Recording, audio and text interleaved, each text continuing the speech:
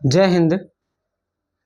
देखिए ये क्वेश्चन आज का जो है ये एक कर्मचारी के मजदूरी पर आधारित है। यानी क्वेश्चन ये है कि एक कर्मचारी है, उसका जो वेतन है उस वेतन में किसी कारणवश 20% की कमी कर दी जाती है।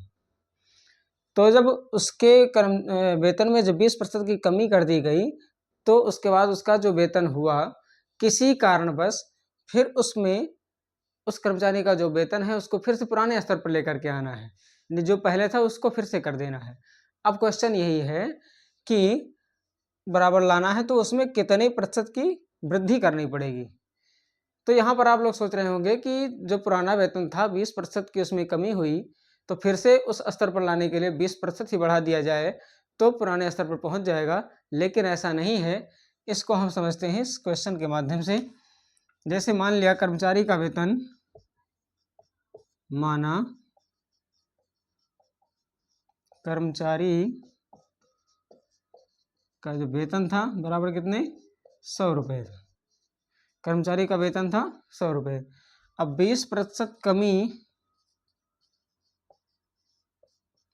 के बाद वेतन कितना हो गया, यानी 100 रुपये का 20% कितना होगा 20 रुपये होगा, यानी 100 माइनस हो जाएगा 20 बराबर हो गया 80 रुपये।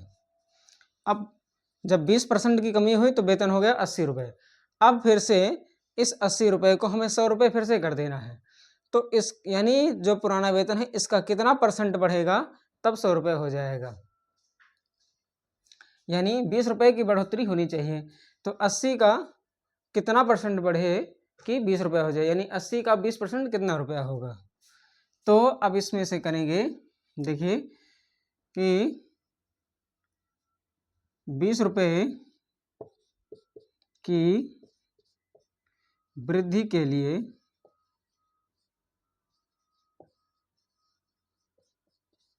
प्रतिशत, वही प्रतिशत निकालना है। तो क्या करेंगे, इसमें हो जाएगा 20 गुणा 100 बटा 80, क्योंकि 80 रुपये का में जो है 20 रुपये बढ़ाना है तो 20 गुणे 100 बटा 80 हो जाएगा। अब ये हम जीरो इसको जब काटेंगे तो ये कट जाएगा और 2 चौक 8, 2 दहम 10 और 20, 2 दूनी 4, 2 पंचे 10, 2 एक कम 2, 2 पंचे 10, यानी 5 पंचे 25, 25%। यानी जो जितना वृद्धि करना है उसको 100 से गुणा कर देना है और जितना जो उसका पहले का स्तर था उसको उससे भाग कर देना है। 20 गुणे 100 बटा 80 कर देंगे तो ये इसका आंसर निकल करके 25% आ रहा है। यही इसका हो जाएगा आंसर। यानी जो उसका वेतन हो गया है उसमें जब 25% की वृद्धि करेंगे तो अपने पुराने स्तर पर पहुंचेगा। देखिए उसी स्तर पर जब घटा था तो 20% की कमी हुई थी। अब वहीं पर जब उसका 25% बढ़ाएंगे, 80 का जब 25% बढ़ाएंगे तब जा करके पुराने स्तर पर पहुंचेगा। तो आई होप ये क्वेश्चन आपको समझ में आ गया होगा।